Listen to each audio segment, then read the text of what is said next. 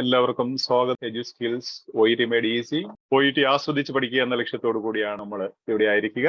നിങ്ങൾ ഇത് യൂട്യൂബിലാണ് കാണുന്നതെങ്കിൽ സബ്സ്ക്രൈബ് ചെയ്യുക, ഇഷ്ടപ്പെട്ടാൽ ഒരു ലൈക്ക് അടിക്കുക, ഷെയർ ചെയ്യുകയും ഏറ്റവും അധികം ആൾക്കാരിലേക്ക് എത്തിച്ചേരാൻ സാധിക്കട്ടെ.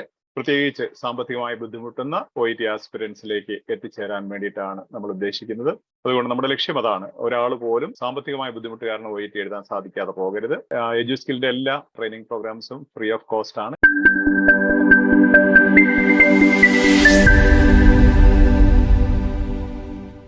OET reading skills, occupational English test 2.0, reading part B. Upper text 5, comparison based questions, focus on advantages and or disadvantages. Comparison and contrast ഞാൻ പറഞ്ഞു. അപ്പം comparison based questions വരുമ്പോൾ നമ്മൾ ഫോക്കസ് ചെയ്യേണ്ടത് അഡ്വാൻറ്റേജും ഡിസഡ്വാൻറ്റേജിനെയാണ്. അപ്പൊ ഇത് നമുക്ക് ജസ്റ്റ് ഒന്ന് കേൾക്കാം. 5. The email is reminding staff that the benefits to patients of using bed rails can outweigh the dangers. B. Number of bed rail related accidents has reached unacceptable levels. C. Patient's condition should be central to any decision about the use of bed rails. 2. All staff. Subject. Use of bed rails. Please note the following. Patients in hospital may be at risk of falling from bed for many reasons, including poor mobility, dementia or delirium, visual impairment, and the effects of treatment or medication. Bed rails can be used as safety devices intended to reduce risk. However, bed rails aren't appropriate for all patients, and their use involves risks. National data suggests around 1,250 patients injure themselves on bed rails annually, usually scrapes and bruises to their lower legs. Statistics show 44,000 reports of patient falls from bed annually, resulting in 11 deaths, while deaths due to bed rail entrapment occur less than 1 every 2 years, and are avoidable if the relevant advice is followed. Staff should continue to take great care to avoid bed rail entrapment, but be aware that in hospital settings there may be a greater risk of harm to patients who fall out of bed. ഇവിടെ എന്താണ്? The email is reminding staff that the ഞാൻ പറഞ്ഞ advantages എന്ന് പറയുന്നിടത്ത് ഇവിടെ ബെനിഫിറ്റ്സിനെ use ചെയ്തിരിക്കുന്നത് അല്ലേ? Okay, ഇവിടെ എന്നാണ് കോൺസെപ്റ്റ് എന്നാണ്? കീ കോൺസെപ്റ്റ് എന്നാണ്? ബെഡ് റെയിൽസ് ആണ്. യൂസ് ഓഫ് ബെഡ് റെയിൽസ് ആണ് കീ കോൺസെപ്റ്റ് എന്ന് പറയുന്നത്. Subject use of bed rails ആണ്. അപ്പം ഇവിടെ പറയുന്ന എല്ലാം ബെഡ് റെയിൽസിനെ കുറിച്ചാണ്. പക്ഷേ ഇവിടെ നമുക്ക് ശ്രദ്ധിക്കേണ്ട ഒരു കാര്യം, patients in hospital may be at risk of falling from bed for many reasons including ഇവിടെ നമുക്ക് വായിക്കുമ്പോൾ എന്താണ് നമുക്ക് അവോയ്ഡ് ചെയ്യാൻ പറ്റുന്നത്? Risk of falling from bed, ഇതൊക്കെ നമുക്ക് അവോയ്ഡ് ചെയ്യാം. ഈ റീസൺസ് വായിക്കാൻ, മനസ്സിലാക്കാൻ ഇത് ആവശ്യമില്ല, ഇഗ്നോർ ചെയ്യാം. ആദ്യത്തെ വായനയിൽ നമുക്ക് ഇഗ്നോർ ചെയ്യാം, അതിനെല്ലാം അങ്ങ് ഇഗ്നോർ ചെയ്തേക്കാം. അത് കഴിഞ്ഞ് patients in hospitals may be at risk for falling from bed. ഞാൻ നിങ്ങളുടെ ആ paragraph structure, different paragraph types ഓർക്കുന്നുണ്ടെങ്കിൽ ഇതൊരു പ്രോബ്ലം ആണ് അല്ലെ? Patients in hospital may be at risk for falling from bed. Topic sentence ഒരു പ്രോബ്ലം പറഞ്ഞു കഴിഞ്ഞാൽ അടുത്ത സെന്റൻസ് എന്തായിരിക്കും പറയുന്നത്? അതിന്റെ സൊല്യൂഷൻ അതിന്റെ സൊല്യൂഷൻ ആണ്. ഓക്കെ, അപ്പം bed rails can be used as safety devices intend to reduce risk. അപ്പൊ ആ പ്രോബ്ലമിന്റെ സൊല്യൂഷൻ ആണ് ഇത്. അപ്പൊ ടോപ്പിക് സെന്റൻസ് എന്ന് പറയുന്നത് ഇതായിട്ട് വരും. അപ്പൊ ആദ്യം ഒരു പ്രോബ്ലം കൊടുത്തു, അത് കഴിഞ്ഞ് സൊല്യൂഷൻ പറഞ്ഞു, അതാണ് മെയിൻ ഐഡിയ അതിന്റെ. പക്ഷേ ഇവിടെ ഒരു കോൺട്രാസ്റ്റ് ആണ് വരുന്നത്. കോൺട്രാസ്റ്റ് വരുമെങ്കിൽ എവിടെയായിരിക്കും ആൻസർ? കോൺട്രാസ്റ്റ് കഴിഞ്ഞ മുമ്പോ കോൺട്രാസ്റ്റ് കഴിഞ്ഞോ? കോൺട്രാസ്റ്റ് കഴിഞ്ഞാണ്. ഓക്കെ, കോൺട്രാസ്റ്റ് കഴിഞ്ഞ്. ഇനിയിപ്പം സംഭവിക്കുന്ന, നമ്മൾ പറഞ്ഞ അഡ്വാൻറ്റേജ് ഡിസഡ്വാൻറ്റേജ് ആണ് നമ്മൾ ശ്രദ്ധിക്കേണ്ടത്. ഇവിടെ bed rails aren't appropriate for all patients and their use involves risk. Bed റെയിൽസിന്റെ റിസ്കിനെ കുറിച്ച് പറയാം. ആദ്യം പറഞ്ഞു ബെഡ് റെയിൽ ഒരു സൊല്യൂഷൻ ആണെന്ന് പറഞ്ഞു. അത് കഴിഞ്ഞ് ബെഡ് റെയിൽസിന്റെ പ്രശ്നങ്ങളെ കുറിച്ചാണ് പറയുന്നത് മുഴുവനും. എന്നിട്ട് പറയാണ് നാഷണൽ ഡേറ്റ. ഞാൻ പറഞ്ഞു വേറൊരു ഇതെന്നാ സ്ട്രാറ്റജി പറഞ്ഞത്? ആദ്യം പറഞ്ഞ 12 സ്ട്രാറ്റജീസിൽ എന്തേതാ? നമ്പേഴ്സ്. ഓക്കെ, അപ്പൊ ഇവിടെ അഡ്വാൻറ്റേജസ്, അതോടുകൂടെ തന്നെ നമ്പേഴ്സ് നമ്മൾ ശ്രദ്ധിക്കണം. അതായത് കമ്പയർ ചെയ്യാണ് രണ്ടുകൂടെ അല്ലെ? രണ്ട് കാര്യങ്ങൾ കമ്പയർ ചെയ്യുക. അതായത് ബെഡ് റെയിൽസ് കൊണ്ട് പ്രശ്നങ്ങൾ ഉണ്ടാവുന്നു എന്ന് പറയുന്നത്. Bed rails aren't appropriate for all patients and their use involves risk.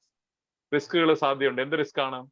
National data suggest around 1,250 patients injure themselves on bed rails annually. Okay, usually scrapes and bruises. 1,250 bed rails ഉള്ളത് കൊണ്ട് അവർക്ക് കാലൊക്കെ തട്ടി പ്രശ്നങ്ങൾ ഉണ്ടാവുന്നു. Statistics show that 44,000 reports of patient falls from the bed annually. Bed rail വെക്കാത്തതുകൊണ്ട് എത്ര പേരെ പ്രശ്നം ഉണ്ടാക്കുന്നത്? 44,000. 44,000 ആണ്. ഡെത്ത് എത്രയാ? 11 deaths. while deaths due to betrayal entrapment occur less than 1 every 2 years. മറ്റേത് വർഷത്തിൽ 11 ഡെത്ത് ആണ്, ഇവിടെ 2 വർഷത്തിൽ 1 ഡെത്തേ ഉള്ളൂ. അപ്പൊ ഏതാണ് ബെറ്റർ? ബെട്രയിൽ വെക്കുന്നതാണോ ഇല്ലാതാണ്? പിന്നെ ഇതൊക്കെ നിങ്ങൾ നേഴ്സുമാരോടും ഡോക്ടർമാരോടും ഏതൊക്കെ പ്രൊഫഷണലോട് പറഞ്ഞു തരേണ്ടത് വല്ല കാര്യമുണ്ടോ? ഈ പാരഗ്രാഫ് വായിക്കുന്നതിന് മുമ്പ് നിങ്ങൾക്ക് അറിയത്തില്ല ഇനി ബെഡ്രയിൽ വെച്ചുകൊണ്ട് പ്രശ്നം ഉണ്ടെങ്കിൽ തന്നെയും ബെഡ്രയിൽ വെക്കാതെ പറ്റൂല എന്നുള്ളത് നിങ്ങൾക്ക് അറിയാലോ അല്ലെ? ബെഡ്രയിൽസ് ഒരു സാധാരണ ഉപയോഗിക്കുന്ന ഒരു സംഭവം നിങ്ങൾക്ക് അറിയാം. ഞാൻ പറഞ്ഞ ഒരു ജനറൽ നോളജ് ആണ്. ഇവിടെ പറഞ്ഞിരിക്കുന്ന ഓപ്ഷൻസ് എന്താണ്? Benefits to patients of using bedrails can outweigh the dangers.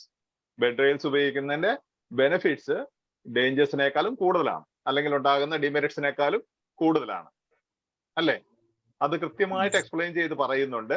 പക്ഷെ അല്ലെങ്കിൽ തന്നെ നിങ്ങൾക്ക് അറിയത്തില്ല ഈ ഇത് വായിക്കുമ്പോൾ benefits to patients of using bedrails can outweigh the dangers. Dangers ആണ് ഏറ്റവും കൂടുതലെങ്കിൽ നിങ്ങളുടെ ഹോസ്പിറ്റലിൽ ഈ ബെഡ്രയിൽസ് യൂസ് ചെയ്യുമായിരിക്കും. നേരെ ഓപ്പോസിറ്റ് ആണ്. ഈ ബെഡ്രയിൽ യൂസ് ചെയ്യുന്നതുകൊണ്ട് 44,000 പേർക്ക് പ്രശ്നം ഉണ്ടാകുന്നത് 11 പേര് മരിക്കുന്നു. ബെഡ്രയിൽ യൂസ് ചെയ്യാതിരിക്കുന്നത് കൊണ്ട് 2 വർഷത്തിൽ ഒരാൾക്കേ മരിക്കുന്നുള്ളൂ താഴെ വീണ്. എന്നാണെങ്കിൽ ആരെങ്കിലും ബെഡ്രയിൽ യൂസ് ചെയ്യുമോ? ബെഡ്രയിലിന്റെ പേര് മനുഷ്യനെ കൊല്ലുന്ന, ബെഡ്രയിലിന്റെ പേര് മനുഷ്യനെ കൊല്ലുന്നതായിരിക്കും അല്ലെ?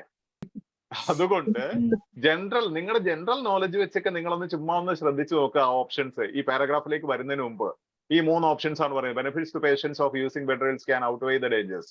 ബെഡ്രയിൽ യൂസ് ചെയ്യുന്നതുകൊണ്ടുണ്ടാകുന്ന പ്രശ്നങ്ങളെക്കാളും ഉപകാരമാണ് കൂടുതൽ. രണ്ടാമത്തെ number of bedrail related accidents. ഇവിടെ എന്താണ്? ഇവിടെ ബെനിഫിറ്റ്സ് ആണ് മെയിൻ ഫോക്കസ്. ബെനിഫിറ്റ്സ് ആണ് അല്ലെ? ഇവിടെ എന്താണ്? ബെഡ്രയിൽ റിലേറ്റഡ് ആക്സിഡന്റ്സ് ആണ് ഫോക്കസ് അല്ലെ? ഇവിടെ പേഷ്യൻസ് കണ്ടീഷൻ ആണ് ഫോക്കസ്. ഇത് 3ആണ് ഫോക്കസ്. ഈ ഫോക്കസ് നിങ്ങൾ വായിക്കുമ്പോൾ മനസ്സിലാക്കണം കേട്ടോ. അത് മനസ്സിലാക്കിയാൽ ഈസി ആയിട്ട് പോകാൻ പറ്റുള്ളൂ. ആൻഡ് ഇവിടെ വേറൊരു ഉണ്ട് നിങ്ങൾക്ക് ആദ്യം എലിമിനേറ്റ് ചെയ്യാവുന്ന എന്നാണ്? അബ്സല്യൂട്ട് ആണ്. അപ്പൊ അബ്സല്യൂട്ട് ആണെങ്കിൽ നിങ്ങൾ ആദ്യം അത് കാണുമ്പോഴേ ഇതെന്ത് ചെയ്യണം? കളഞ്ഞേക്കുക. പിന്നെ 2 ഇടയ്ക്ക് കിടന്ന് കടിച്ചാൽ മതിയല്ലോ. ഈ ബെഡ്രയിൽസിനെ കുറിച്ച് പറയുന്നിടത്ത് ഇവിടെ ഈ യൂസിങ് ബെഡ്രയിൽസ്, ബെനിഫിറ്റ്സ് ഓഫ് ബെഡ്രയിൽസ് ആണ് ഇവിടെ ഉള്ളത് അല്ലെ? ഇത് പേഷ്യൻസ് കണ്ടീഷൻ ആണ്. അപ്പൊ ബെഡ്രയിൽസിനെ കുറിച്ച്, യൂസ് ഓഫ് ബെഡ്രയിൽസിനെ കുറിച്ച് സബ്ജക്ട് ഉള്ളത് അല്ലെങ്കിൽ കോൺസെപ്റ്റ് ഐഡിയ ഉള്ളതിനകത്ത് പേഷ്യന്റ് കണ്ടീഷൻ ആയിരിക്കും മെയിന്, ബെഡ്രയിൽസ് ആരും മെയിന്? ബെഡ്രയിൽസ് ആണ്. ബെഡ്രയിൽസ് ആണ്. പേഷ്യന്റ് കണ്ടീഷൻ ഒരു കോഷൻ ആയിട്ട് സിമ്പിൾ സെക്കൻഡറി ആയിട്ട് വരാം. പക്ഷെ പ്രധാനപ്പെട്ട ആശയം ബെഡ്രയിൽസ് തന്നെയാണ്. യൂസസ് ഓഫ് ബെഡ്രയിൽസ് ആണ്. അപ്പൊ ഈ ഒരു ഓപ്ഷനിൽ മാത്രമേ ഇതിന്റെ ബെഡ്രയിൽസ് പറയുന്നത്. ഇവിടെ പറയുന്നത് പേഷ്യൻസ് കണ്ടീഷൻ ആണ് മെയിൻ കോൺസെപ്റ്റ് വരുന്നത്. അപ്പൊ ബെഡ്രയിൽസ് എന്ന് പറയുന്ന കീ ഐഡിയ ഉള്ള, കീ ഫ്രേസ് അല്ലെങ്കിൽ കോൺസെപ്റ്റ് ഐഡിയ, കൺട്രോളിംഗ് ഐഡിയ ഉള്ള ഒരു പാരഗ്രാഫില് ടോപ്പിക് സെന്റൻസ് അതാണ് പറയുന്നെങ്കിൽ ഒരിക്കലും പേഷ്യൻസ് കണ്ടീഷനും ആൻസർ ആയിട്ട് വരാൻ സാധ്യതയില്ല. മനസ്സിലാവുന്നുണ്ടോ? അപ്പൊ ഞാൻ പറയണത് ഇവിടെ നിങ്ങൾക്ക് ഇത് മനസ്സിലാക്കാൻ സാധിക്കുന്ന ഈ ഫോക്കസും അല്ലെങ്കിൽ അബ്സല്യൂട്ട് മനസ്സിലാക്കാൻ സാധിക്കുമെങ്കിൽ നിങ്ങൾ ഇവിടെ പോകേണ്ട ആവശ്യമേ ഇല്ല. പക്ഷെ പ്രാക്ടീസ് ചെയ്യുമ്പോൾ നിങ്ങൾ ഇവിടെയൊക്കെ പോയി പരമാവധി അരച്ച് കലക്കി കുളിച്ച് എന്തൊക്കെ മനസ്സിലാക്കാൻ പറ്റും അതെല്ലാം മനസ്സിലാക്കണം കേട്ടോ. ഇപ്പൊ കണ്ടോ ഇതെല്ലാം പറയുന്നുണ്ട്. 44,000 അതെല്ലാം ഞാൻ ഇപ്പൊ വായിച്ചാണ്. Deaths due to bedrail entrapment occur less than 1 every 2 years. അപ്പൊ ആ നമ്പേഴ്സ് ഒന്ന് മനസ്സിലാക്കാൻ ശ്രദ്ധിക്കുക. നമ്പേഴ്സ് ഉണ്ടെങ്കിൽ അതൊരു സ്ട്രാറ്റജിയാണ്. അവിടെ ഫോക്കസ് ചെയ്തായിരിക്കും ആൻസർ ഉണ്ടാവുക.